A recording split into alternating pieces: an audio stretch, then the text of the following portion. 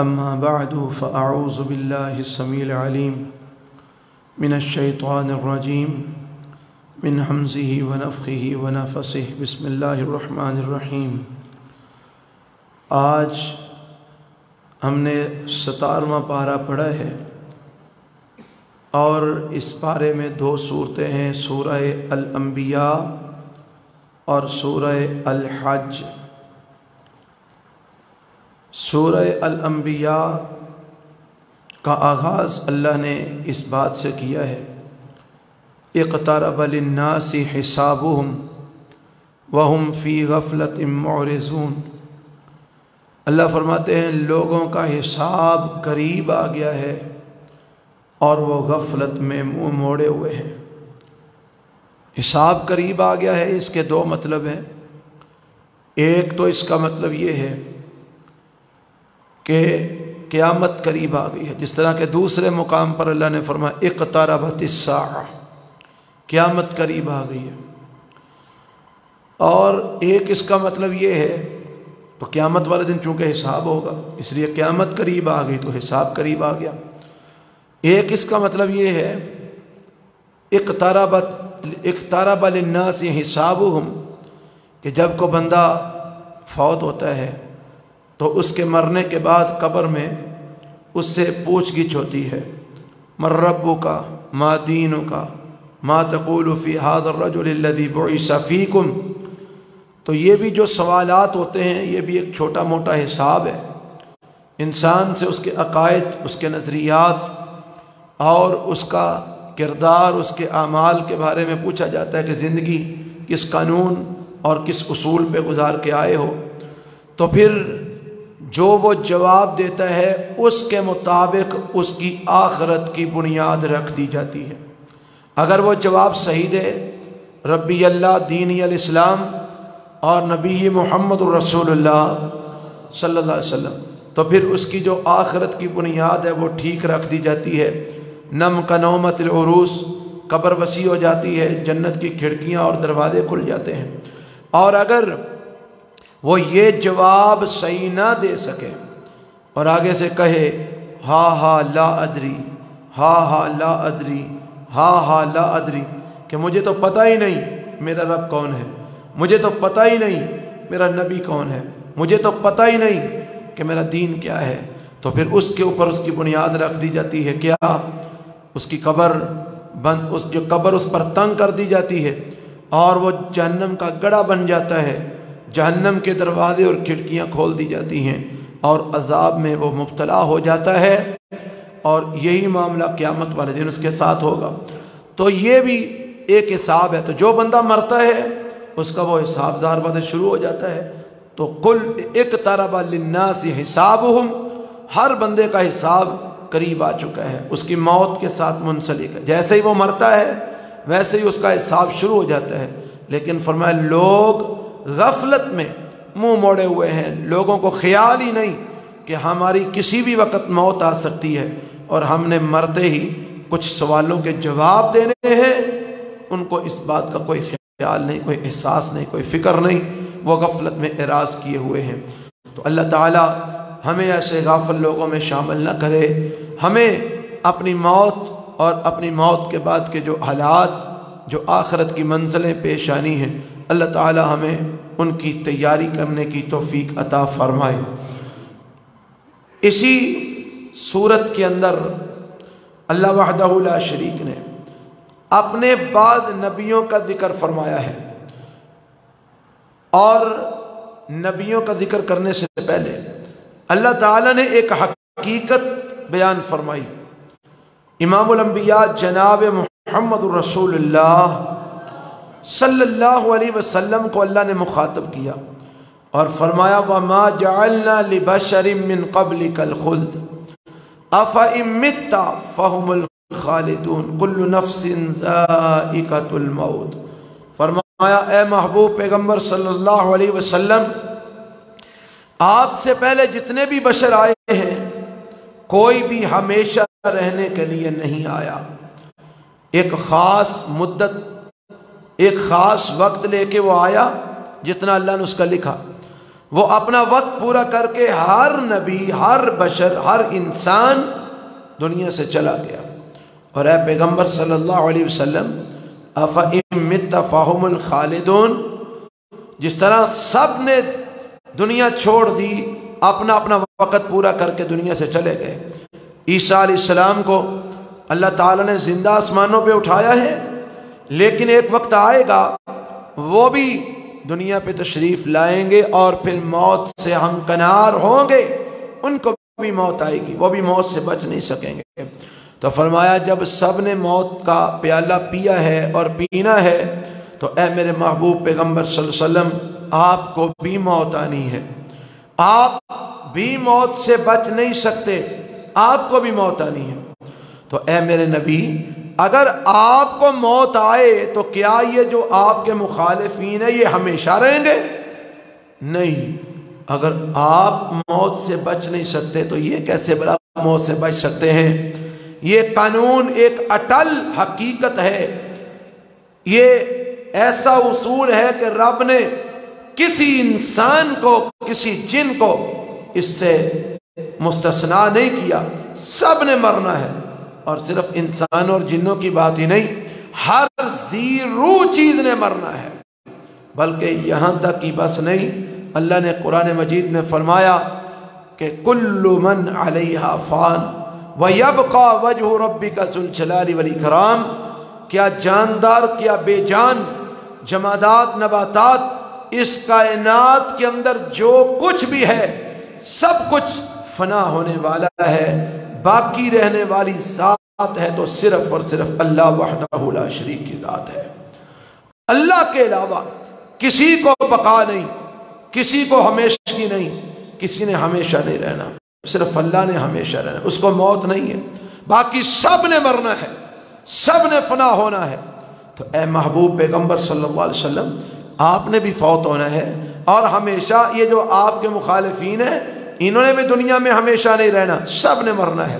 اللہ سب نے مرنا ہے، کیوں؟ فرمایا کیونکہ قانون بنا دیا ہم نے، کل نفس ذائقۃ الموت، ہر جان نے موت کا ذائقہ چکھنا ہے، تو موت آ کے رہنی ہے۔ اگر اللہ نے موت سے کسی کو بچانا ہوتا تو اپنے آخری پیغمبر، اپنے محبوب پیغمبر جناب محمد الرسول اللہ صلی اللہ علیہ وسلم کو اللہ مستثنا کر دیتے۔ جب آپ کو مستثنا نہیں کیا، جب آپ نے قبر کا دروازہ پار کیا ہے تو پھر سب نے پار کرنا ہے۔ جب آپ موت سے ہمکنار ہوئے ہیں تو سب نے ہمکنار ہونا ہے۔ اللہ تعالی ہمیں اپنی موت کی تیاری کرنے کی توفیق عطا فرمائے، کیونکہ موت کے بعد پھر لوٹ کے اللہ کے پاس جانا ہے، اور اللہ نے پھر پوچھنا ہے کیا کر کے آئے ہو، تو اس کا جواب دینا ہے۔ کچھ کیا ہوگا تو جواب دے سکیں گے، کچھ نہ کیا ہوگا تو کوئی جواب نہیں آئے گا اور جہنم میں ڈال دیے جائیں گے۔ اللہ محفوظ فرمائے۔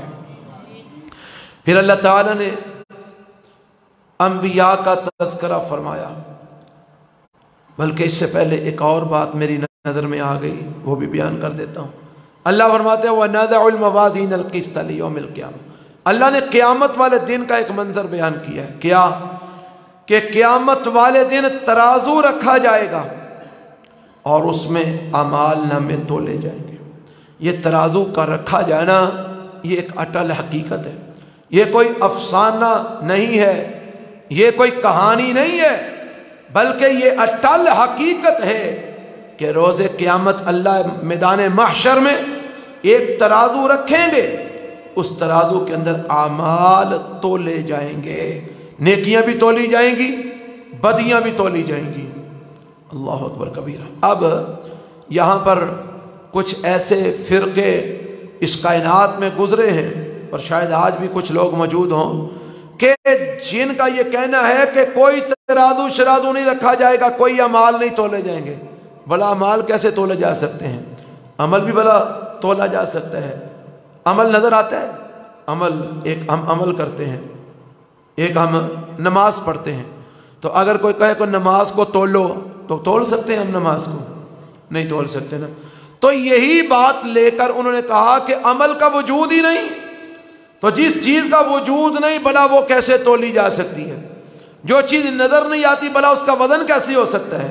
تو انہوں نے ان آیتوں کی تعویلیں کر کے کچھ کا کچھ مفہوم بیان کر دیا، تو اس بات کا انکار کر دیا کہ اعمال نہیں تولے جائیں گے، جبکہ یہ حقیقت ہے کہ اعمال تولے جائیں گے۔ امام بخاری رحمہ اللہ نے صحیح البخاری کے اندر باقاعدہ ان آیات کو پیش کر کے باب باندھا ہے اور پھر اس پر سیر اصل بحث کی ہے کہ اعمال کا وزن ہوگا اور اعمال تولے جائیں گے، وہ چاہے رجسٹروں کی صورت میں تولے جائیں، رجسٹر لکھے جا رہے ہیں نا، نیکیاں بھی اور بدیاں بھی دونوں چیزیں لکھی جا رہی ہیں، رجسٹر تولے جا سکتے ہیں، نیکیوں والا رجسٹر زیادہ ہیں کہ بدیوں والا زیادہ ہیں، لیکن اگر یہ بات نہ بھی ہو تو اعمال بھی تولے جا سکتے ہیں۔ کیوں؟ کیونکہ تولنے کس نے ہے؟ اللہ نے، اور اللہ کون ہے؟ علی کل شیء قدیر، ہر چیز پر قادر ہے۔ جو اعمال دیکھ سکتا ہے وہ اعمال تول بھی سکتا ہے۔ اور پھر آج کے دور میں یہ مسئلہ سمجھنا آسان ہو گیا ہے، بڑی چیزیں ایسی ہیں جن کا وجود نظر نہیں آتا لیکن وہ تولی جاتی ہیں۔ یہ آپ سلنڈر میں گیس بھرواتے ہیں، سلنڈر میں گیس بھرواتے ہیں تو اس کا وجود ہے کوئی؟ گیس نظر آتی ہے؟ اگر آپ گیس کو پکڑ کے دیکھنا چاہیں تو دیکھ سکتے ہیں، تو وزن ہوتا ہے اس کا کہ نہیں ہوتا؟ وزن ہوتا ہے نا۔ سلنڈر لے کے جاتے ہیں، 10 کلو گیس بھر دو جی، 15 کلو گیس بھر دو، 12 کلو گیس بھر دو۔ پھر آپ گاڑی کے ٹائروں میں ہوا بھرواتے ہیں، سائیکل میں، موٹر سائیکل میں، گاڑی میں ہوا بھرواتے ہیں، تو ہوا کبھی کسی کو نظر آئی ہے؟ ہوا کسی نے دیکھی ہو تو ٹائروں میں بھری جاتی ہے، وزن ہوتا ہے کہ نہیں ہوتا؟ اتنے پاؤنڈ بھر دو جی، کوئی جناب 30 پاؤنڈ بھرواتا ہے، کوئی 28 پاؤنڈ بھرواتا ہے۔ تو یہ گاڑی کے ٹائروں میں ہوا کا باقاعدہ وزن ہوتا ہے لیکن وہ نظر نہیں آتی۔ تو اگر دنیا کے اندر انسان نہ نظر آنے والی چیز کا وزن کر سکتا ہے تو وہ رب کائنات نہ نظر آنے والے اعمال کا وزن کیوں نہیں کر سکتا؟ اللہ زیادہ پاور والا ہے کہ انسان؟ اللہ۔ انسان جو کچھ بھی کرتا ہے وہ کس کی مدد سے اور کس کی توفیق سے کرتا ہے؟ اللہ کی توفیق کے ساتھ۔ تو اگر اللہ کی مدد اور توفیق سے بندہ نہ نظر آنے والی چیزوں کا وزن کر سکتا ہے تو اللہ تو علی کل شیء قدیر ہے، وہ اعمال کا وزن کیوں نہیں کر سکتا؟ تو اعمال کا وزن ہوگا، اللہ کرے گا۔ کسی کی نیکیاں بھاری ہوں گی، کسی کی برائیاں بھاری ہوں گی۔ جس کی نیکیاں بھاری ہوں گی وہ جناب چھلانگیں مارے گا خوشی کے ساتھ، اور جس کی برائیاں بھاری ہو گئیں وہ پریشان ہو جائے گا، تباہ ہو جائے گا، برباد ہو جائے گا۔ اس لیے ہمیشہ یہ دعا بھی کرنی چاہیے اور کوشش بھی کرنی چاہیے کہ نیک اعمال کی کثرت ہو، تاکہ قیامت والے دن ہمارا نیکیوں والا پلڑا بھاری ہو اور ہم اللہ کے سامنے سرخرو ہو سکیں۔ پھر اللہ نے انبیاء کا ذکر کیا۔ حضرت ابراہیم علیہ السلام کا سب سے پہلے اس صورت میں ذکر کیا، سورۃ انبیاء میں۔ حضرت ابراہیم علیہ السلام نے اپنے باپ کو اور اپنی قوم کو توحید کا واعظ کیا۔ جب ان کو واعظ کیا، بڑا سمجھایا، ان کو بات سمجھ نہ آئی، وہ اپنی بات سے ہٹنے کے لیے تیار ہی نہیں تھے۔ تو ایک دن ابراہیم علیہ السلام نے ان کو کہا، اچھا تمہیں میری بات سمجھ نہیں نہ آتی تو اگر مجھے موقع ملا نا تو میں عملی طور پر تمہیں ثابت کروں گا کہ تمہارے خدا کچھ بھی کرنے کے قابل نہیں ہے۔ عملی طور پر وقت آ گیا۔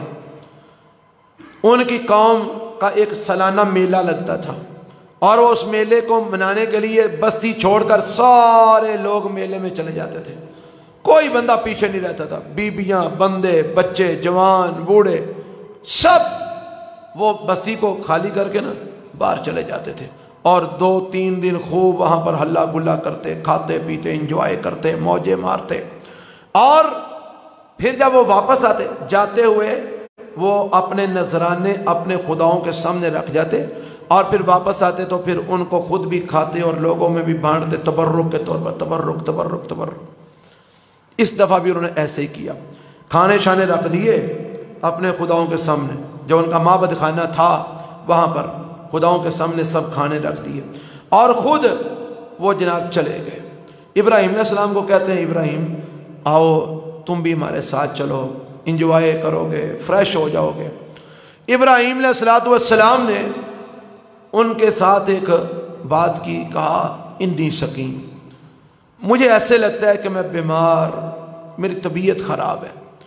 یہاں بعض نے اس کا معنی یہ کیا ہے کہ ابراہیم علیہ السلام نے کہا انی سقیم، 7 ستاروں کی طرف دیکھا، چونکہ نمرود کی قوم جو تھی نا وہ کئی چیزوں کی پجاری تھی اور اس کے ساتھ ساتھ ستاروں کی بھی پجاری تھی، جس طرح کہ پیچھے ذکر گزرا ہے، وہ ستاروں کو بھی رب کہتے تھے، سورج کو بھی رب کہتے تھے، چاند کو بھی رب کہتے تھے، پیچھے ذکر اس کا گزرا ہے۔ تو ستاروں کے بارے میں بھی ان کا ایمان تھا کہ یہ بھی ہمارے خدا ہیں، اور یہ ستاروں کے ذریعے اپنی قسمتوں کے جو ہے نا وہ نقشے بنا کے قسمتوں کے حال معلوم کرتے تھے۔ تو ابراہیم علیہ السلام نے ستاروں کی طرف دیکھتے ہوئے کہا انی سقیم، مجھے ایسے لگتا ہے جیسے میں بیمار ہونے والا ہوں، تو ایسے نہ ہو میں وہاں پر جا کر بیمار ہو جاؤں، تمہیں مصیبت پڑ جائے اور تم اپنے میلے ٹھیلے کو چھوڑ کر مجھے سنبھالتے پھرو، تم ایسا کرو تم جاؤ، میری طبیعت ٹھیک نہیں، مجھے یہیں رہنے دو۔ انہوں نے بھی سمجھا مناسب یہی ہے، ابراہیم دا ذہن پہلے سڑنا رلدا نہیں، ایویں اتنے جا کے یہ کوئی نوی گل کر چھڑے گا، کوئی نواں رولا بنا چھڑے گا، بہتر انہوں اتنے رہن دیو۔ وہ ٹر گئے تھے ابراہیم علیہ السلام نے پیچھے کلیاں چھڑ گئے، تو ابراہیم علیہ السلام تو خود پروگرام پہ تھے کہ مجھے یہ چھوڑ کے جائیں تو پھر میں ان کے خداؤں کے ساتھ 2 ہاتھ کروں۔ اب وہ چلے گئے، ابراہیم علیہ السلام کو چھوڑ گئے۔ ابراہیم علیہ السلام نے اپنے گھر سے کلاڑا لیا، چلے گئے ان کے معبد خانے میں۔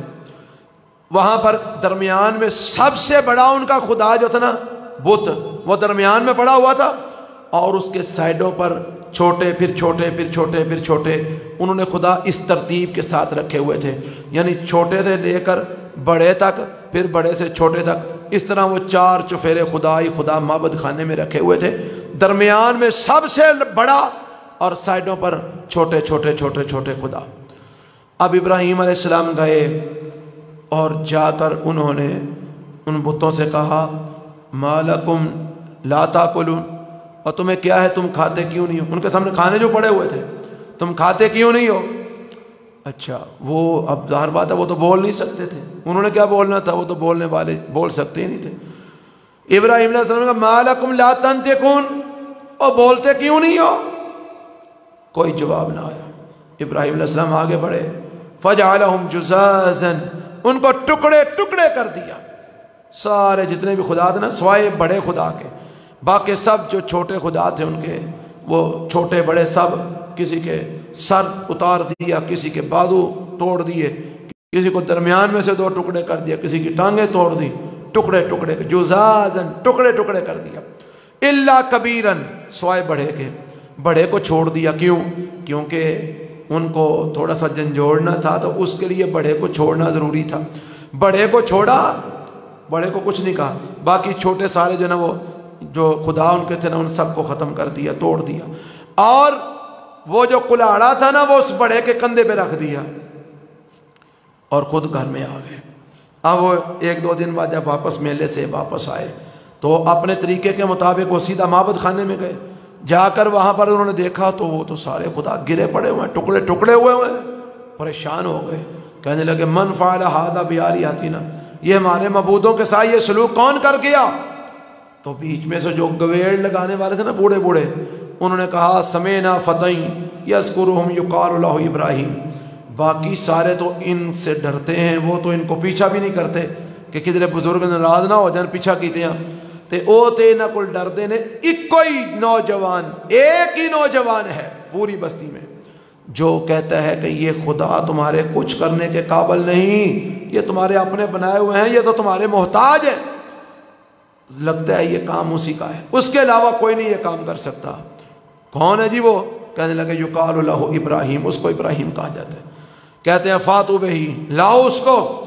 سرعام مجلس لگا دی گئی، سرعام عدالت لگا دی گئی، ساری بستی کے لوگ اکٹھے ہیں، اور میں سب کے سامنے بلاؤ اس کو، آج سب کے سامنے سزا ہوگی۔ بلایا، کہا ابراہیم یہ کام تو نے کیا ہے؟ کہا مجھے کیوں پوچھتے ہو، اپنے خداؤں سے پوچھو۔ ابراہیم علیہ السلام اس لیے چھوڑا تھا اس بڑے کو، کہا بل فعلوا کبیرہم ھذا فاسألوہم ان کانوا ینطقون، اور مجھے کیوں پوچھتے ہو، یہ بڑا کھڑا ہے نا، اور کلاڑا بھی اس کے کندھے پہ پڑا ہوا ہے، تو اس کے سامنے ہی سارا کچھ ہوا ہے نا، اس سے پوچھو یہ کون کر گیا ہے، مجھے کیا پوچھتے ہو؟ اگر یہ بول سکتے ہیں تو ان سے پوچھو۔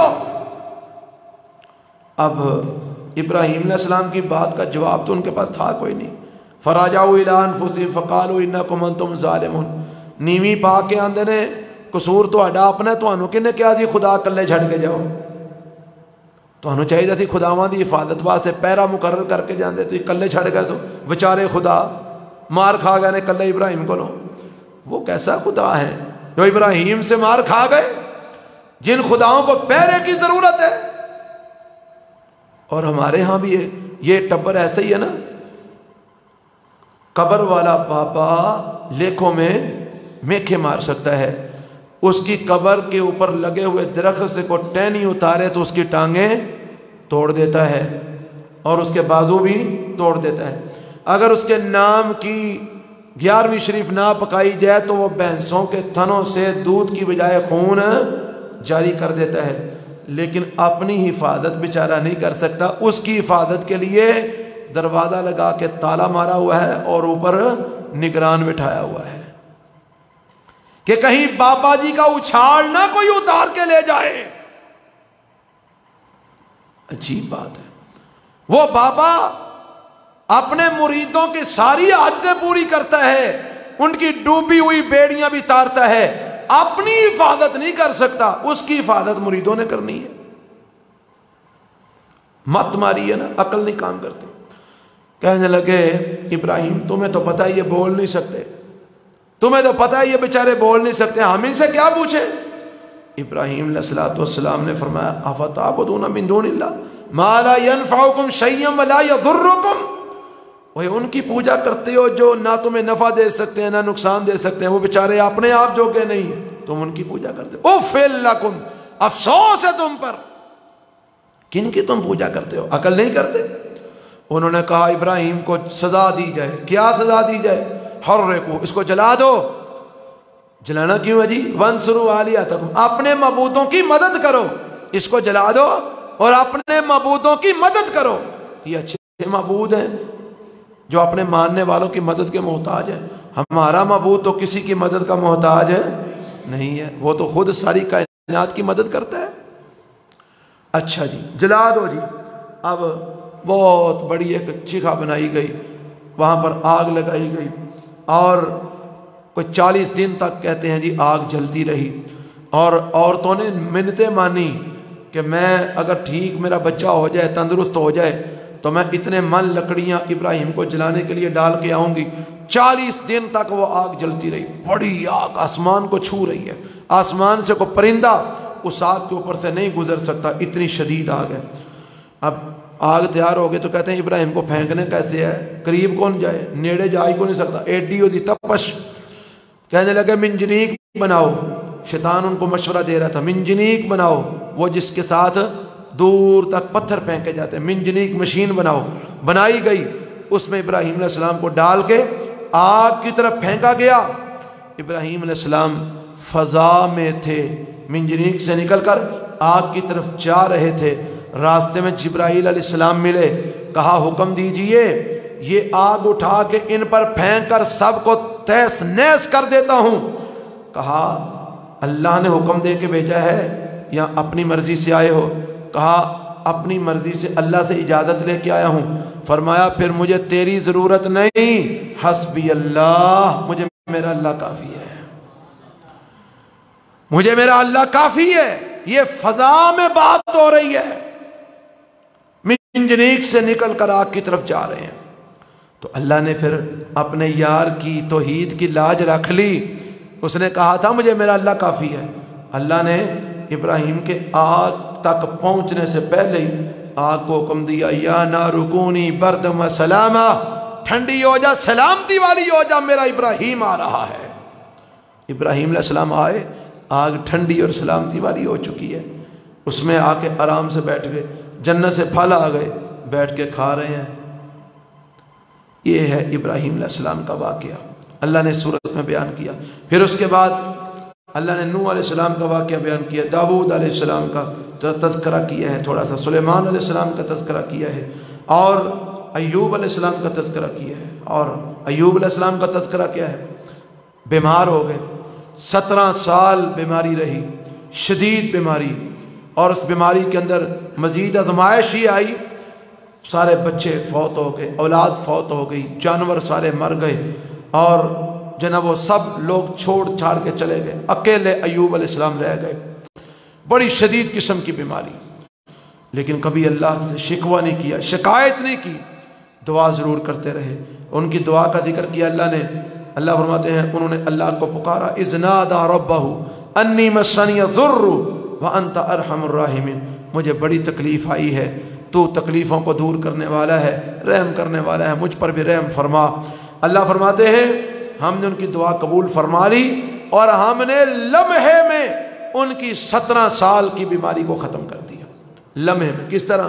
اللہ نے ان کے قدموں میں پانی کا چشمہ جاری کر دیا، فرمایا لو ھذا مغتسل بارد و شراب، یہ پانی ہے، ٹھنڈا پانی ہے، اس کو پیو اور اس کے ساتھ نہاؤ، پیو گے تو اندر کی بیماریاں دور، نہاؤ گے تو باہر کی بیماریاں دور۔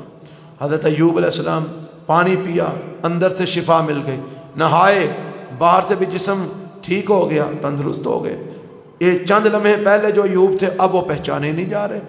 تو یہ اللہ تعالیٰ نے تذکرہ کیا ہے اور ہمیں یہ سبق دیا ہے کہ بیماریوں کی شفائیں کون دیتا ہے؟ اللہ۔ تو شفا مانگنی بھی کس سے چاہیے؟ اللہ سے مانگنی چاہیے۔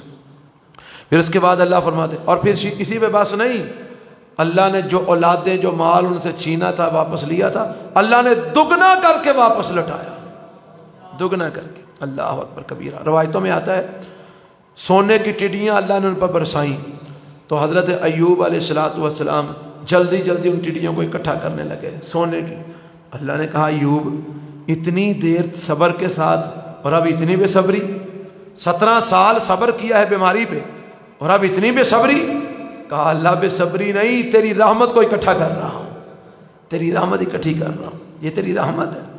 پھر اس کے بعد اللہ نے ذنون مچھلی والے کا ذکر کیا۔ مچھلی والا حضرت یونس علیہ السلام اپنی قوم سے ناراض ہو کے نکل آئے، اللہ کا حکم ابھی نہیں آیا تھا، پہلے نکل آئے، تو سمندر میں پار کرنا تھا دریا کو، سمندر کو، کشتی میں بیٹھے، کشتی ڈولنے لگی، طے ہوا قرآن اندازی کی جائے، کو بندہ بھاگ کے آیا مالک کی اجازت کے بغیر، نام حضرت یونس علیہ السلام کا نکل آیا۔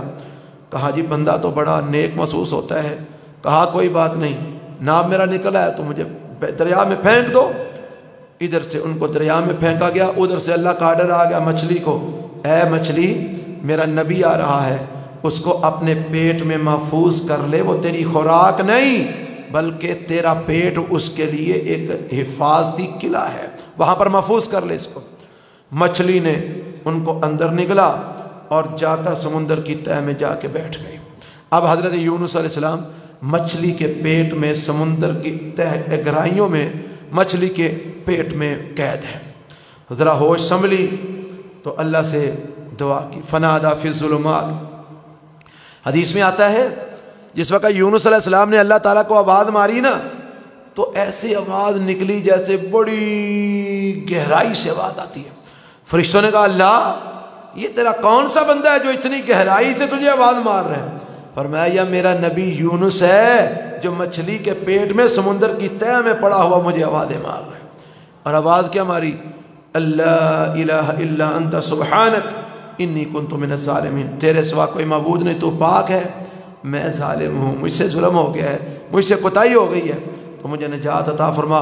اللہ فرماتے ہیں فاستجبنا، ہم نے ان کی دعا مچھلی کے پیٹ میں پانیوں کی تہہ میں قبول فرمائی، تو قبول کر کے کیا کیا؟ ونجیناہ من الغم، ہم نے اس غم سے ان کو نجات دے دی۔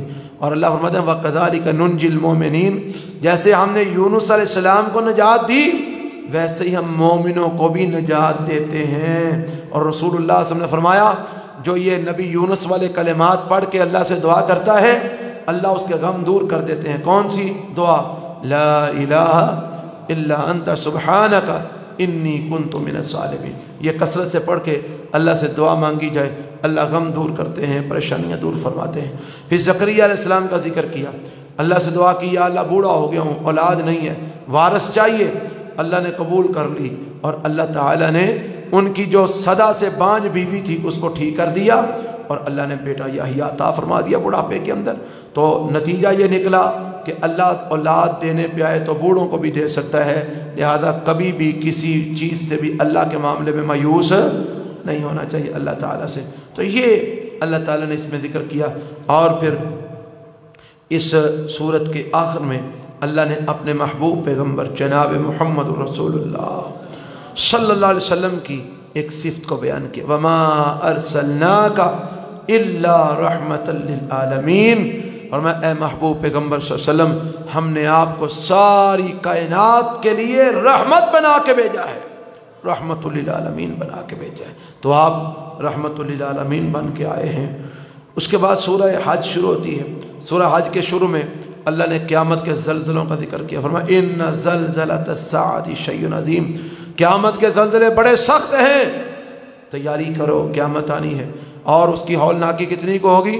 فرمایا دودھ پلانے والیاں دودھ پیتے بچوں کو چھوڑ کے بھاگ جائیں گی، حمل والیوں کے حمل گر جائیں گے، اور قیامت کی ہولناکی کی وجہ سے آپ لوگوں کو دیکھیں گے کہ لوگ بے ہوشی کی حالت میں گر رہے ہیں۔ فرمایا وہ انہوں نے کوئی نشہ نہیں کیا ہوگا، وہ اللہ کا سخت ترین عذاب ہوگا جس کی وجہ سے وہ مدہوش ہوئے ہوں گے۔ تو یہ اللہ کے عذاب کا، قیامت کی ہولناکی کا ذکر ہے۔ تو اللہ تعالیٰ روز قیامت ہمیں اپنی خاص رحمت کے ساتھ ہمیں ڈھانپ لے اور اللہ ہمیں معاف فرما دے۔ پھر اللہ تعالیٰ نے اس صورت میں سورہ حج کے اندر بھی حضرت ابراہیم علیہ السلام کا ذکر کیا ہے، اور وہ ذکر اس طرح کیا ہے کہ اللہ تعالیٰ نے ابراہیم علیہ السلام کو جو ہے نا وہ جگہ دی اور کہا کہ میرے ساتھ شرک نہیں کرنا، اور میرے گھر کو پاک کرو طواف کرنے والوں کے لیے اور قیام کرنے والوں کے لیے اور رکوع و سجود کرنے والوں کے لیے، اور بیت اللہ بنانے کا حکم دیا۔ جب بیت اللہ بن گیا تو اللہ نے کہا وَأَذِّن فِي النَّاسِ بِالْحَجِّ، اب لوگوں میں حج کا اعلان کرو۔ اللہ ابراہیم علیہ السلام نے کہا یا اللہ میں اعلان کیسے کروں، میری آواز کہاں تک جائے گی؟ فرمایا پہاڑی پہ چڑھ کے لوگوں کو کہہ اللہ کا گھر بن گیا ہے، اس کا حج کرنے کے لیے آ جاؤ۔ یہ اعلان کرنا تیرا کام ہے، قیامت تک کے لوگوں کے کانوں میں تیری آواز پہنچانا میرا کام ہے۔ آج جتنے بھی لوگ حج پہ جا رہے ہیں وہ کس کی آواز پر جا رہے ہیں؟ ابراہیم علیہ السلام کے اعلان پر ہی جا رہے ہیں۔ سب لوگ حج پہ جا رہے ہیں۔ اللہ تعالی ہمیں بھی حج کی سعادت نصیب فرمائے۔ اللہ نے فرمایا تو اعلان کر، لوگ دور دراز سے اپنے اونٹوں کو مارتے پیٹتے، ان کو دبلا پتلا کرتے اور پیدل چلتے بیت اللہ کا حج کرنے کے لیے آئیں گے۔ اور پھر اسی صورت میں اللہ تعالیٰ نے ایک بات بیان فرمائی ہے، یہ حج کے موقع پر قربانی کی جاتی ہے، عید کے موقع پر بھی قربانی کی جاتی ہے، تو اونٹ نہر کیے جاتے ہیں عید کے موقع پر بھی، حج کے موقع پر بھی۔ تو اللہ تعالیٰ نے اس قربانی کے حوالے سے یہاں پر بیان فرمایا لَن يَنَالَ اللَّهَ لُحُومُهَا وَلَا دِمَاؤُهَا وَلَكِنْ يَنَالُهُ التَّقْوَى مِنْكُمْ، فرمایا یہ جو تم قربانیاں کرتے ہو نا، اللہ کو تمہاری قربانیوں کا گوشت اور خون نہیں پہنچتا، اس کو نہ تمہاری قربانیوں کے گوشت کی ضرورت ہے نہ خون کی ضرورت ہے، ہاں وَلَكِنْ يَنَالُهُ التَّقْوَى مِنْكُمْ، اس کو تمہارے دلوں کا تقوی پہنچتا ہے۔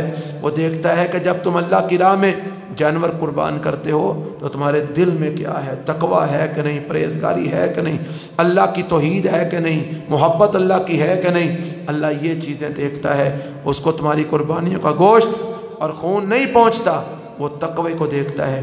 تو اس لیے ضروری ہے کہ قربانی کرنے سے پہلے انسان کے دل میں تقوی ہو، پرہیزگاری ہو، للہیت ہو، خلوص ہو، اللہ کی رضا مقصود ہو اور نبی علیہ السلام کی سنت کی اتباع ہو، تو پھر انشاءاللہ وہ قربانی اللہ کے ہاں قبول ہوتی ہے اور ذریعہ نجات بنتی ہے۔ اللہ ہمیں سمجھ کے عمل کی توفیق عطا فرمائے۔ سبحانک اللہم و بحمدک، اشہد ان لا الہ الا انت، استغفرک و اتوب الیک۔